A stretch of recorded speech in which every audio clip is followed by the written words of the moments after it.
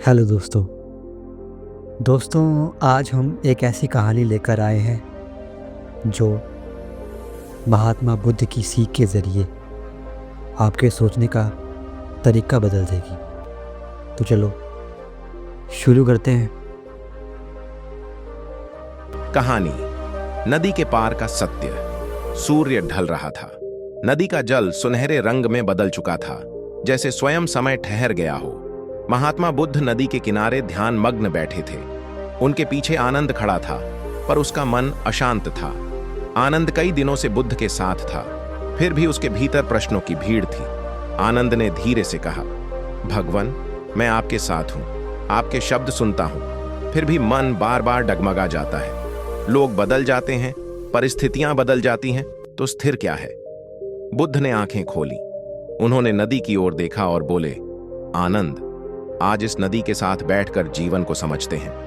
पहला दृश्य, अपेक्षा का भार। बुद्ध ने एक सूखा पत्ता उठाया और पानी में छोड़ दिया। पत्ता कुछ दूर बहा और फिर डूब गया। बुद्ध बोले, आनंद, यह पत्ता अपेक्षा है। जब हम दूसरों से बहुत उम्मीद बांध लेते हैं तो वह हमें सहारा नहीं देती, बल्कि धीरे धीरे डुबो देती है। आनंद बोला, पर बिना अपेक्षा के संबंध कैसे रहें? बुद्ध शांत स्वर में बोले, अपेक्षा नहीं, स्वीकार सीखो। जहां स्वीकार है वहां पीड़ा नहीं टिकती। आनंद ने पहली सीख मन में उतारी। दूसरा दृश्य, क्रोध की आग। थोड़ी देर बाद नदी के उस पार कुछ लोग आपस में झगड़ते दिखे। उनकी आवाजें हवा में फैल रही थीं। आनंद ने कहा, भगवान, क्रोध लोगों को अंधा कर देता है। बुद्ध बोले, क्रोध वह अग्नि है जिसमें जलाने वाला पहले स्वयं जलता है। उन्होंने नदी से थोड़ा पानी हाथ में लिया और कहा, आनंद, जल को मुट्ठी में बंद करोगे तो वह गिर जाएगा, खुला छोड़ोगे तो वह जीवन देगा। क्रोध को भी बहने दो, रोकोगे तो वह तुम्हें जला देगा। तीसरा दृश्य, तुलना का जाल। आगे बढ़ते हुए आनंद ने देखा, कुछ साधु साधारण वस्त्रों में भी प्रसन्न थे और कुछ सब कुछ होते हुए भी बेचैन। आनंद ने पूछा, भगवान, ऐसा क्यों? बुद्ध मुस्कुराए, क्योंकि वे अपने जीवन की तुलना दूसरों से करते हैं। फिर बोले, तुलना वह विष है जो अपने ही सुख को मार देता है।